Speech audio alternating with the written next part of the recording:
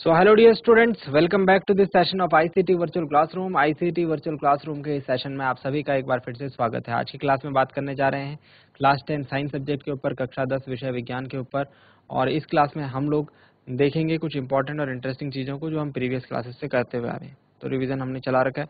जो चीज़ें हम लोग आज की क्लास में डिस्कस करेंगे इंपॉर्टेंट रहने वाली है। मैं चाहूँगा कि आप उसे नोट डाउन करें और घर से एक बार रिवाइज भी जरूर करें। तो चलिए आगे की बातों को सीखने समझने के लिए चलते हैं स्मार्ट बोर्ड की स्क्रीन पर। चलिए प्यारे बच्चों, तो हम कुछ क्वेश्चंस लिखेंगे आज की डेट में भी, ठीक है। और इन क्वेश्चंस का सॉल्यूशन होगा वो आपको कुछ टाइम के अंदर करना है, ठीक है। और क्वेश्चन सारे जो हैं इम्पॉर्टेंट है।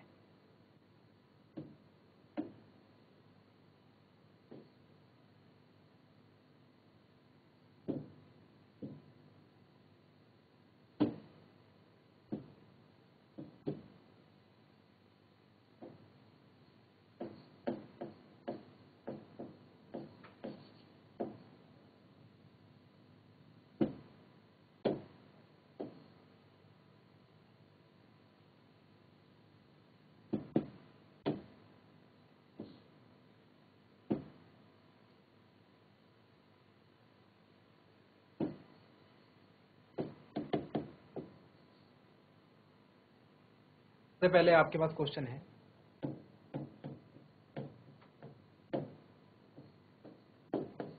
गोलीय दर्पण क्या होते हैं?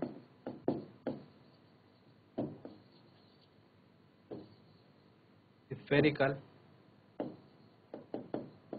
Mirrors. Question number 2 is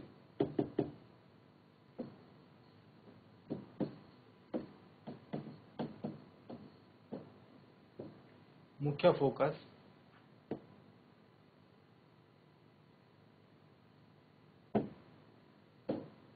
principal जो फोकस है ये बताना है आपको क्या होता है। उत्तल दर्पण, अवतल दर्पण, ठीक है, की डेफिनेशन हमने लिखाई थी। एंड लास्ट क्वेश्चन इज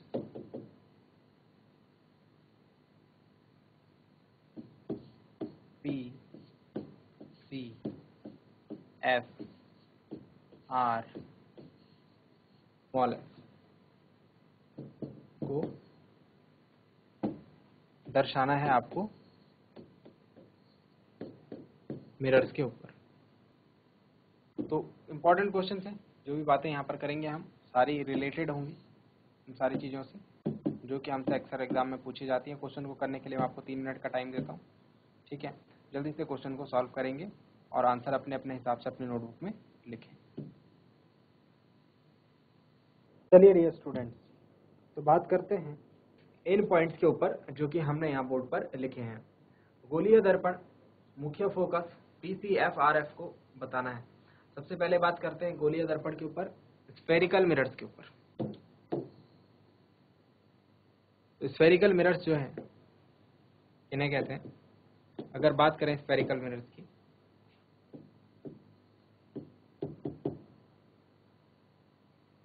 वैसे दर्पण जिनका की रिफ्लेक्टिंग सरफेस परावर्तक पृष्ठ गोलीय होते हैं। अब आपको आंसर कैसे चेक करना है जानते हैं आप अपने आंसर में इन सारी बातों को ढूंढिए जो यहाँ पर है या नहीं।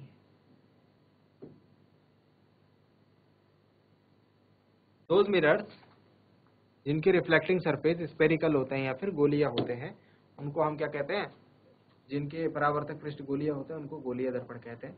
2 प्रकार के होते हैं, नंबर 1, नंबर 2, अवतल दर्पण एंड उत्तल दर्पण, कॉनकेव एंड कॉन्वेक्स, ठीक है। देन बात करते हैं मुख्य फोकस की, प्रिंसिपल फोकस की। तो प्रिंसिपल फोकस को कैसे हम डिफाइन करेंगे देखें जरा। ये हमारे पास एक कौन सा दर्पण है ये बताएंगे। ये है हमारा कॉनकेव मिरर यानी कि अवतल दर्पण। ये अवतल दर्पण का मुख्य अक्ष है जो कि काल्पनिक होता है। यहाँ पर पॉइंट P होगा, ठीक है। अब क्या करेंगे, इस दर्पण पर मुख्य अक्ष के समांतर प्रकाश किरण आपतित करेंगे। आपतन के बाद जब इनका रिफ्लेक्शन होगा तो ये कहाँ पर मिलेंगे, इस पॉइंट पर। जो ये पॉइंट होगा डियर स्टूडेंट्स, ये वाला, यही जो है फोकस होगा, यही क्या होगा, मुख्य फोकस होगा। किसका, अवतल दर्पण का। उत्तल दर्पण की बात करते हैं।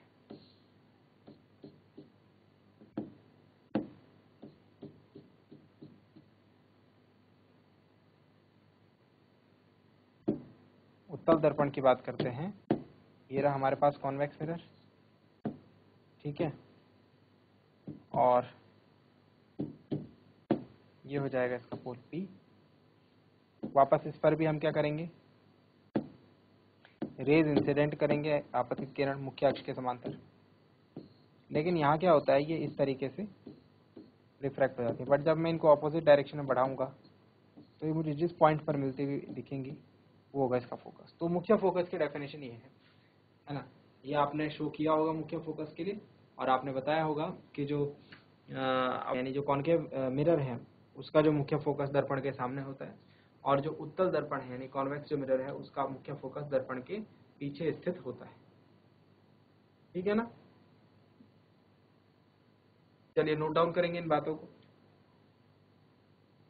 तो चलिए अब आते हैं लास्ट क्वेश्चन के ऊपर।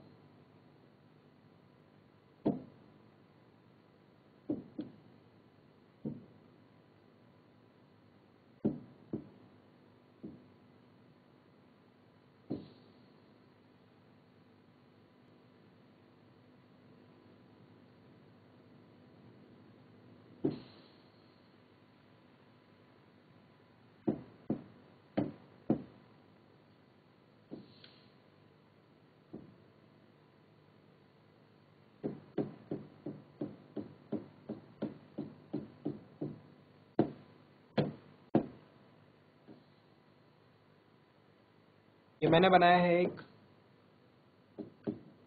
कॉन्केव मिरर, अवतल दर्पण,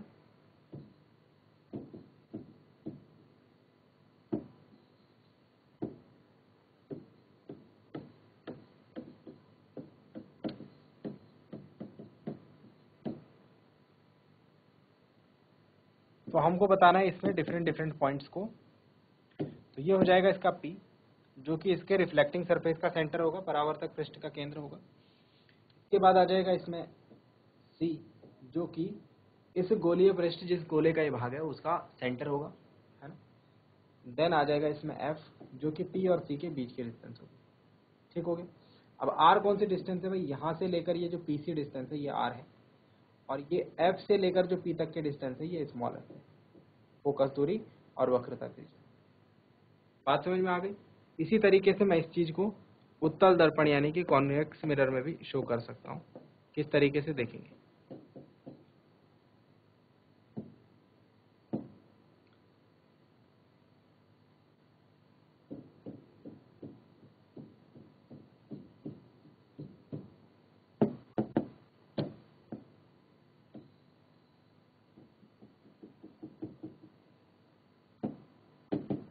चलिए अब बात करते हैं। ये वाला पॉइंट हो जाएगा P, ठीक है। ध्यान से देखेंगे, ये गोला इधर की तरफ बन रहा है, स्फीयर इधर की तरफ बन रहा है, मतलब सेंटर कहाँ होगा, इधर की तरफ होगा, C पॉइंट इधर, और इन दोनों के ठीक बीच में रहता है पॉइंट F। फिर से बात करेंगे, ये डिस्टेंस हो जाएगी R, और ये डिस्टेंस हो जाएगी स्मॉल f। P से F के डिस्टेंस स्मॉल f, P से R के डिस्टेंस कैपिटल R। तो इस तरीके से आपको जो है ड्रॉ करने थे ये, ठीक है। जल्दी से ड्रॉ कीजिए इसको। चलिए, आई होप यहाँ तक की बातें आपको समझ में आई होंगी। अब हम आगे बात करते हैं नेक्स्ट पॉइंट के ऊपर। कुछ नेक्स्ट क्वेश्चन।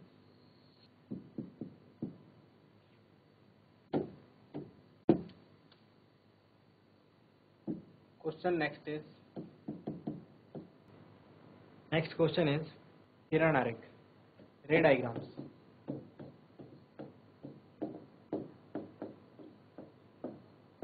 बताने हैं आपको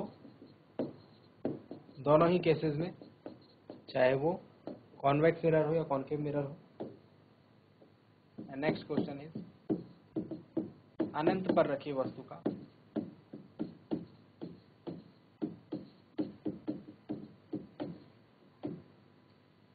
उत्तल और अवतल दोनों दर्पण से प्रतिबिंब। हमने एक ऑब्जेक्ट है जिसको इन्फिनिटी पर रखा है, एक बार उसको कॉनकेव के सामने रखा है, एक बार उसको कॉन्वेक्स के सामने रखा है, तो कैसा प्रतिबिंब बनेगा? ठीक है, इन्फिनिटी पे हमने ऑब्जेक्ट रखा है और उसका जो है इमेज हमको देखना है, प्रतिबिंब जो है किस तरीके का बनेगा। इसको आपको किरण आरेख के थ्रू समझाना है। तो दोनों क्वेश्चन आपको करना, सबसे पहले किरण आरेख आपको बताने हैं, दोनों रे डायग्राम्स जो नियम होते हैं, ठीक है, उनकी बात मैं कर रहा हूँ उत्तल दर्पण अवतल दर्पण के लिए, और फिर उसके बाद नेक्स्ट क्वेश्चन का आंसर आप देंगे। ठीक है, क्वेश्चन को करने के लिए मैं आपको 3 मिनट का टाइम दे रहा हूँ। फिर से जल्दी से क्वेश्चन को सॉल्व करें और बताएं इन क्वेश्चन के आंसर अपने हिसाब से अपनी कॉपी में लिखें, फिर हम सॉल्व करके देखेंगे क्या सही है क्या गलत। चलिए, तो आप लोगों ने लिखा होगा आंसर, है ना। और बात करते हैं किरण आरेख की यानी रे डायग्राम्स की। सबसे पहले तो रे डायग्राम्स जो हैं वो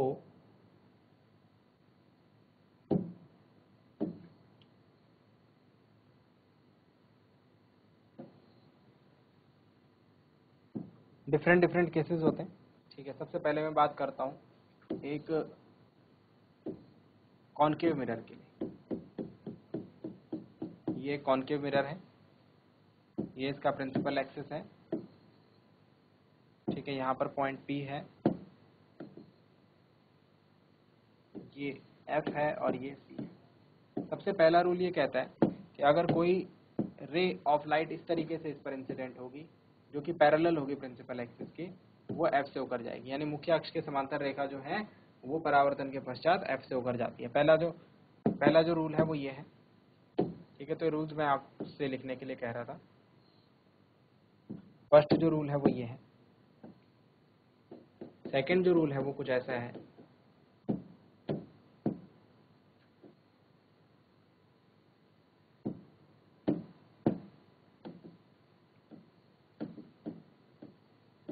PFC। ठीक है, सेकंड जो रूल है वो कुछ इस तरीके से है कि अगर कोई प्रकाश किरण इस तरीके से आ रही है कि वो सेंटर ऑफ कर्वेचर से होकर जा रही है। कैसे जा रही है? सेंटर ऑफ कर्वेचर से होकर जा रही है, सपोज ऐसे जा रही है, तो ये इसी रास्ते जो है वापस आ जाती है, वापस भी ये इसी रास्ते आएगी। ठीक है, सेकंड रूल समझ में आया आपको, है ना। वक्रता केंद्र से होकर जाती हुई प्रकाश किरण परावर्तन के पश्चात भी उसी पथ से वापस लौट जाती है। After refraction it travels the same path. बात करते हैं नेक्स्ट पॉइंट की। ये हो गया P, ये हो गया F, ये हो गया C। नेक्स्ट पॉइंट ये कहता है कि अगर कोई किरण इस तरीके से गई F से होती हुई, ठीक है, तो परावर्तन के पश्चात वो ऐसे parallel to the principal axis हो जाती है। ठीक हो गया। नेक्स्ट बात करेंगे नेक्स्ट रूल की। तो इसमें कहा गया है कि अगर कोई किरण इस तरीके से आए, ये हो गया P, ये हो गया F और ये हो गया C। अगर कोई किरण इस तरीके से आए कि वो इस P पर गिरे ऐसे, तो वो रिफ्लेक्शन ऑफ लाइट को फॉलो करते हुए उसी एंगल से निकल जाती है जिस एंगल से वो P पर गिरी थी। मुख्य अक्ष के साथ जो कोण बनाते हुए वो गिरी थी P पर, उसी कोण को बनाते हुए वापस निकल जाती है। मतलब रिफ्लेक्शन ऑफ लाइट जैसा काम यहाँ पर हो जाता है। तो ये कुछ लॉज है हमारे पास। ठीक है, तो यही लॉज आपको यहाँ पर मेंशन करने थे। आई होप आपने लिखे भी होंगे।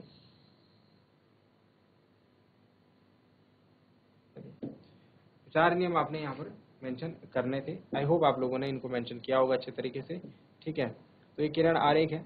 ठीक है, और उत्तल दर्पण के लिए हमको ये प्रतीत होती है, मतलब जैसे यहाँ पर F और C जो है ये दर्पण के आगे है, उत्तल दर्पण में दर्पण के पीछे होगा, तो हमको यहाँ से किरण तो जा नहीं सकती, बट ऐसा प्रतीत होगा कि यहाँ से किरण जा रही है, अपीयर्स टू। ठीक है, नोट डाउन करेंगे। अब करते हैं इस लास्ट क्वेश्चन के ऊपर डिस्कशन। अनंत पर रखी कोई वस्तु है, उसका उत्तल अवतल दर्पण में क्या प्रतिबिंब बनेगा, इसको देखते हैं और इसको हम देखेंगे नेक्स्ट पेज पर। तो एक ऑब्जेक्ट हमने रखा हुआ है कहाँ पर? इन्फिनिटी पर। सबसे पहले हम देखते हैं उत्तल कॉन्केव मिरर अवतल दर्पण जो है उसका कैसा प्रतिबिंब बनाएगा। तो देखिए, ध्यान से देखिए, ये हमारे पास एक उत्तल दर्पण है, ये उसका मुख्य अक्ष है, यहाँ पर पॉइंट P होगा, यहाँ पर पॉइंट F होगा और यहाँ पर पॉइंट C होगा, है ना। ये सारी बातें हम जानते हैं। ऑब्जेक्ट को हमने कहाँ रखा है, अनंत पर रखा है, मतलब ऑब्जेक्ट कुछ इस तरीके से होगा। अनंत पर रखने का मतलब होता है ऑब्जेक्ट से आता हुआ जो प्रकाश किरण होंगी वो क्या से होंगी, मुख्य अक्ष के समांतर। और आप अभी अभी जानते हैं कि मुख्य अक्ष के समांतर होंगी तो कहाँ से होकर जाएंगी, F से होकर। मतलब प्रतिबिंब कहाँ पर बनेगा, फोकस F पर। ध्यान से देखिए, प्रतिबिंब कहाँ पर बनेगा, फोकस F पर। तो क्या लिखेंगे इसमें, प्रतिबिंब जो बनेगा फोकस F पर बनेगा प्रतिबिंब, और बहुत छोटा साइज, छोटा होगा बहुत ज्यादा, वस्तु से छोटा, मतलब बिंदु के जितना दिखेगा हमको, ठीक है, एक डॉट जितना दिखेगा, ठीक है। आप जानते हैं ये कैसा प्रतिबिंब बनाता है, वास्तविक और उल्टा प्रतिबिंब बनाता है, ठीक है ना। ये बातें समझ में आ गई। इसके बाद अगर देखें, अगर इसकी जगह हमने कोई उत्तल दर्पण ले रखा है, क्या ले रखा है, उत्तल दर्पण, तो उत्तल दर्पण के लिए क्या होगा, ये देखो ये इसका मुख्य अक्ष है, यहाँ पर पॉइंट P हो गया, यहाँ पर F हो गया, यहाँ पर C हो गया, ठीक है। ऑब्जेक्ट हमने कहाँ पर रखा है, अनंत पर रखा है, अनंत मतलब यहाँ कहीं रखा है ऑब्जेक्ट को हमने, ठीक है। ऑब्जेक्ट से आता हुआ जो लाइट रेज होंगी वो कैसी होंगी, वो होंगी मुख्य अक्ष के समांतर, इस तरीके से। समांतर होने का मतलब वो कैसे चल जाएंगी, इस तरीके से चल जाती हैं उत्तल दर्पण में, है ना। बट जब हम इनको ऑपोजिट डायरेक्शन में बढ़ाते हैं तो कहाँ पर मिलती हुई दिखती है, F पर। मतलब यहाँ भी जो प्रतिबिंब बना वो कहाँ पर बना, F पर बना, और छोटा बना, जाहिर सी बात है, वस्तु से छोटा। और कैसा प्रतिबिंब बनाता है भाई, ये वर्चुअल एंड इरेक्ट, आभासी और सीधा प्रतिबिंब बना। नोट डाउन कर लेंगे इन बातों को। ऐसे क्वेश्चंस काफी सारे आपके एग्जाम में जो है पूछे जाते रहे हैं और पूछे जाएंगे, तो इनको तैयार जरूर कर लें, जो रे डायग्राम वाले क्वेश्चन है। चलिए जल्दी से नोट डाउन करेंगे। सो डियर स्टूडेंट्स, उम्मीद करते हैं आज की क्लास में आपको जो बातें बताई गई हैं वो आपकी समझ में आई होंगी, आपको इंटरेस्टिंग लगी होंगी, और साथ ही साथ आपने उन्हें नोट डाउन भी किया होगा। ये भी उम्मीद करते हैं घर से आप इन चीज़ों को एक बार रिवाइज करके जरूर लाएंगे। मिलते हैं अगली क्लास में ऐसे ही किसी इंपॉर्टेंट और इंटरेस्टिंग टॉपिक के साथ। क्लास से जुड़े रहने के लिए आप सभी का बहुत बहुत धन्यवाद। Thank you very much and have a nice day.